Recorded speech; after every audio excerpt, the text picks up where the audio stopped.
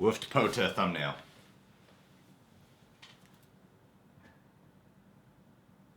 Wait, okay.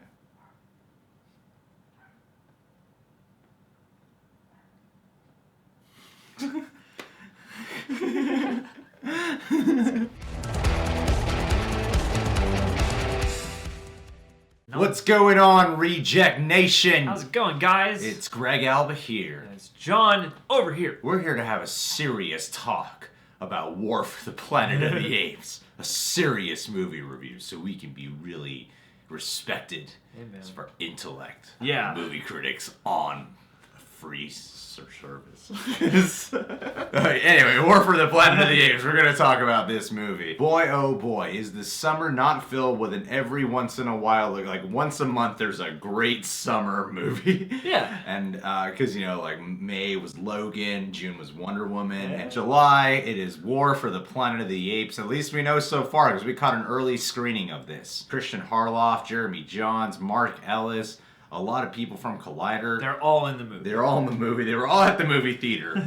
But John and I got the best seats in the house. We did. And also a guy named Patrick, whose blog, I don't remember the name to. Patrick, if you're watching, what's up, buddy? This movie is a fantastic experience, that's for damn sure. Let me give you my quick rundown thoughts on what I thought about it. I thought it was surprisingly haunting and moving. The special effects, oh my god. Andy Serkis.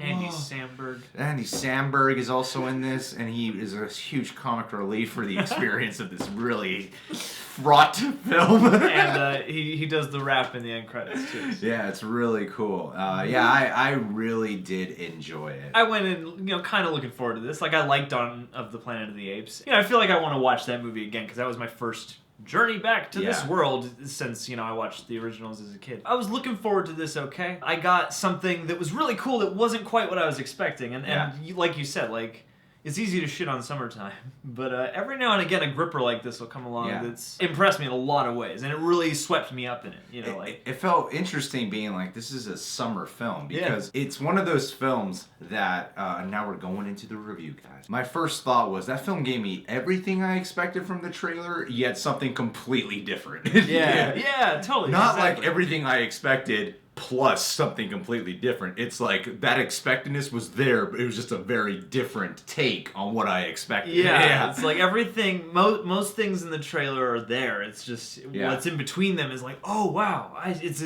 is a war movie. Yeah, and a journey movie.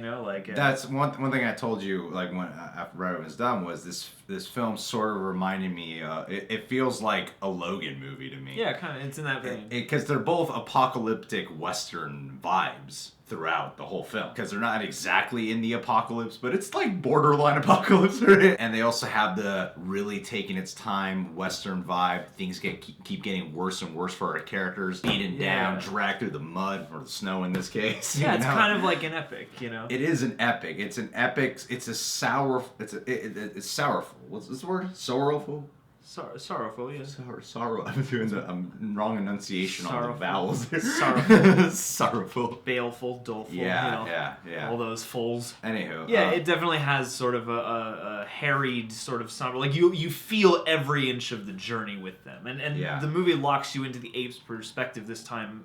In a much more focused way, which really makes everything affecting, Oh, totally. So it's one of these kinds of movies that has those thrill moments. It has some really cool, I guess you'd call them action scenes, but they don't even feel like, oh, cool action scene. They feel like the stakes. Like the fights are all, stakes and stuff. Yeah, oh, definitely. Talking about the action, just so you guys don't go in expecting this, the trailers really have you believing this is going to be pretty much war versus apes and a shit ton of action. It is not that, man. I'm trying to wipe you out. I'm trying to wipe me out. Here we go. Let's rumble. I can only think of maybe 2 or 3 action sequences, and a lot of that is kind of early on in the film, but for most of it, it's really not action based. It's a war movie. Yes, when there's action there, it's pretty freaking cool. Like the first sequence they had felt like, this is the first sequence, because of how early it occurs, it makes you think, oh, this is what the movie's going to be for most of it. Just this a lot of insane war-like battle sequences, but it's apes and humans. But it's really not that. It's much bigger, yet its main plot is also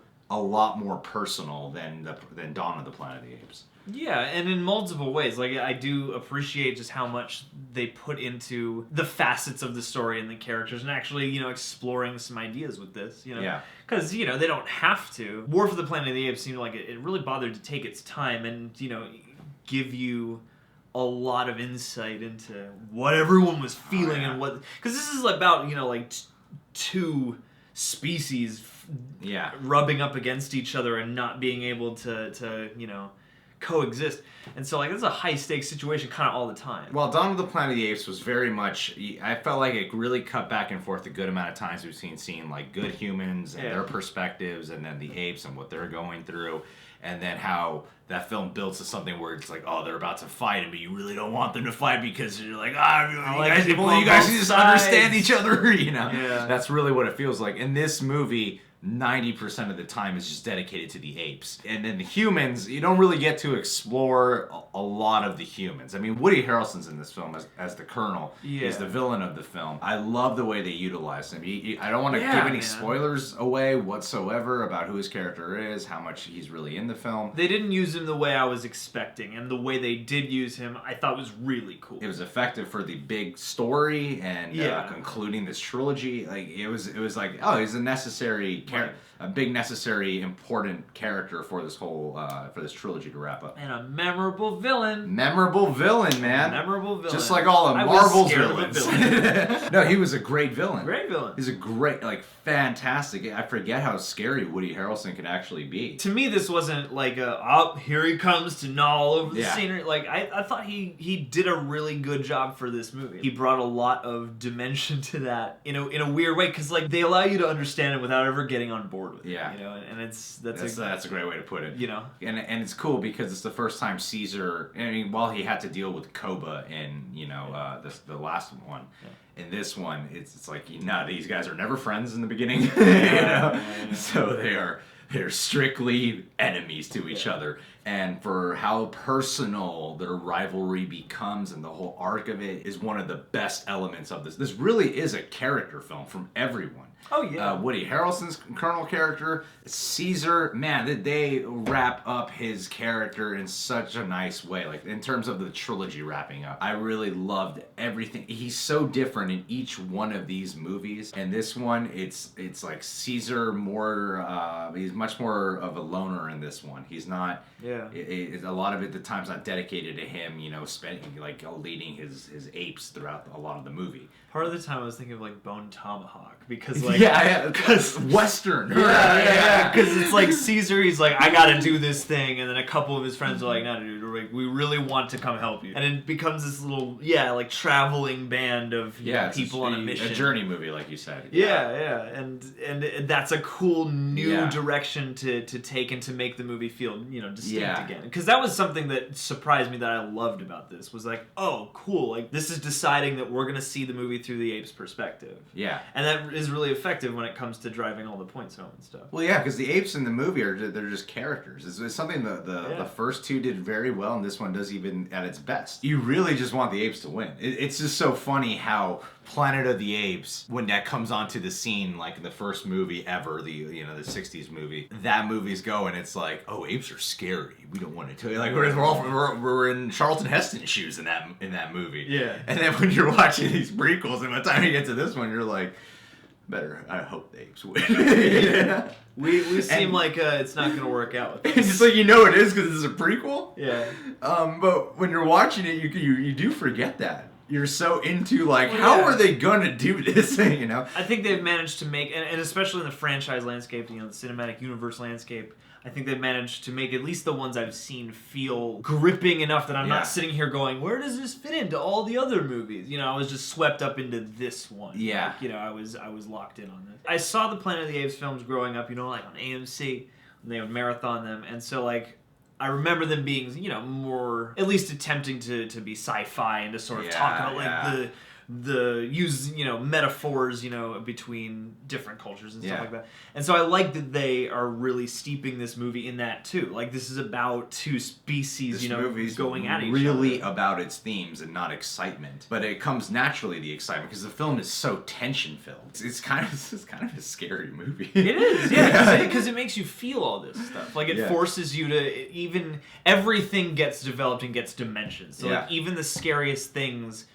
get a moment to be like, oh, I see. Yeah. Like, interesting. It's one of those movies that doesn't have like questions to pay off so much as just situations that keep developing. Absolutely. To me, the movie, when we're talking about its themes, you're bringing up, like, the film's really about, nature, mercy, compassion, community, violence, like, because the violence is never cool. Yeah. That's what I mean. Early on, it's kind of cool. It's early got on. all the cool shit. See, that's the power of a like, that's I think the good power of a big studio blockbuster like this is, like, if you have enough money to put the utmost care into everything, that makes can make a really great movie. And so, like, in this, the action has all the cool shit. It's shot awesome. The production value's all there. They got the helmets with the different things painted on the back and stuff. But you still feel all of it. And so it's got the whole package, man. They had a whole trailer that was just called Meeting Bad Ape. There's a character in here,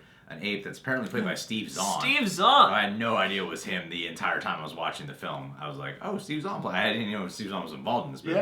Yeah. And this character was like an interesting, funny ape character to have, because he's a brand new ape. He hasn't been in any of the other Planet of the Apes movies, the prequels, at least. I don't know if he, like, big character. The other ones I can't remember right now. He's that character that could have easily been the Jar Jar Binks or the Dobby of this Apes movie, because he provides a very different tone and style for whenever his scenes are present. Like, there's always a different vibe when he's around. He is kind of like that panicky character, like, oh no, I don't want him, but then he gets involved. I really enjoyed him. I thought he was really...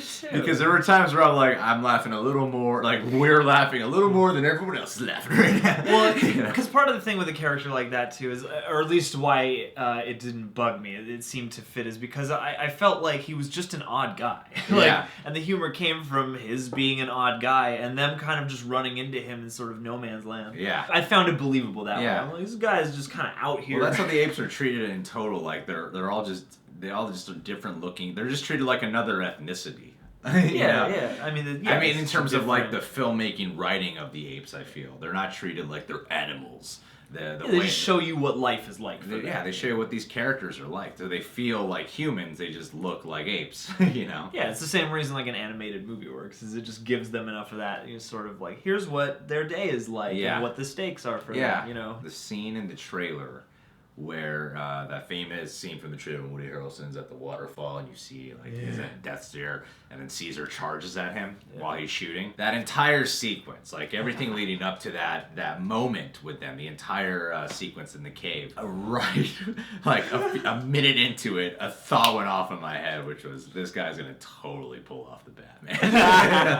Like, if you're someone who's been paying attention to this guy's next movie is the Batman, and you're not sure, because Matt Reeves to me, the man can do it. Yeah. Because Matt Reeves to me was one of those directors. I'm like, I feel like he can do it. I don't really know of anything specific imagery that I've seen where I've been like, yeah, that could be. I could see him doing that with his kind of style, the Batman. Yeah. And then there's that sequence where you're like, oh yeah, this could be the Batman. Plus, Ben Affleck has to email Gal Gadot more videos of stuff. Maybe he'll use his Cloverfield skills to make those even cooler too.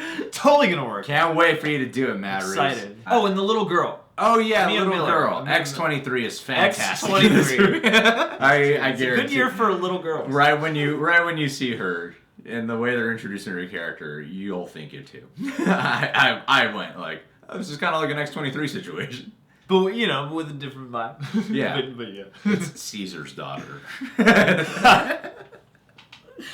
She was made of your DNA, Caesar. James Franco made her. But she's a human with ape abilities. Predalien. Don't worry, that's not it. I can't wait for this to crash into Prometheus. But tonally and theme-wise, there's things that are very similar about the little girl. Yeah, I mean, this is like the summer blockbuster that just gets to... It's one of the ones that gets to be a different kind of movie. Yeah. So yeah, it's in that sort of same apocalyptic vibe. Oh, but like an apocalyptic comic book. And no, she's not. Her personality is not like. I don't want people to read too much in that. She's comment. not swearing in Spanish. I'm saying it only went off for a split second upon her introduction. Okay, it wasn't like the whole movie. Well, like, and her knife claws are X-23. I'm just gonna say that right now. For a movie this somber, as President didn't cry that much, but she did have a scene that did make me cry. Dude, yes. There were a couple of moments that got me. There were a couple of this movie really made me feel stuff. Like, oh yeah, there were times when I was mad, like when characters made me mad, and then there were times where I was actually really affected, and that goes to the effects again. Like, I sat there wondering, like, some of this has got to be real, right? Some of this has to be suits or animatronics. Because those effects look so real. Because they look so real that, like, you can spend your time with a completely ape cast and it's still affecting. Like, close up on an ape just talking for a while. You're like, I swear that's practical effects. There's something, I don't know how the technology works, but like there's something about that avoids the uncanny valley. And like I can just emotionally invest in the ape scenes too. Yeah. So like everything feels, I'm feeling stuff at all times. It's interesting to me because when I heard they were rebooting it with Rise, one thing that upset me when I saw the trailers was I'm like, oh, they're not going with practical effect apes. This was part of what made the magic of the Planet of the Apes. And even Tim Burton's one, like those effects were still pretty cool. Like, makeup. Man, that is not a thing that even concerns you the slightest in this man. No. They have to move more like apes, so that's an important factor to have instead. But whatever. Let's not get into it too much. No, it just seems like the motion capture here really everything's on the right level. It's groundbreaking. Yeah, you're like, in order to do this, I understand why you needed these effects. And also, just icing, they look amazing. Yeah, totally. I would give it like a 95 ape cent. What is that? Ape money? Yeah. I give it 150 bananas. And 10 of those exploding gas tanks. 150 bananas. Subscribe to The Real Rejects. Click that notification bell. This handsome devil is Dat John Humphrey on Twitter and Instagram. He's a social media manager of Blumhouse. And you could check out all our awesome exclusive perks and rewards, video content over at our Patreon. Having a lot of fun time interacting with the folks over there. Folks, they're all 80 years old. They are my relatives. That's all the Patreons. The octogenarian rejects. Yes, and they give me my allowance every month through Patreon. And we feed them a steady diet of mashed potatoes and day-old breadcrumbs.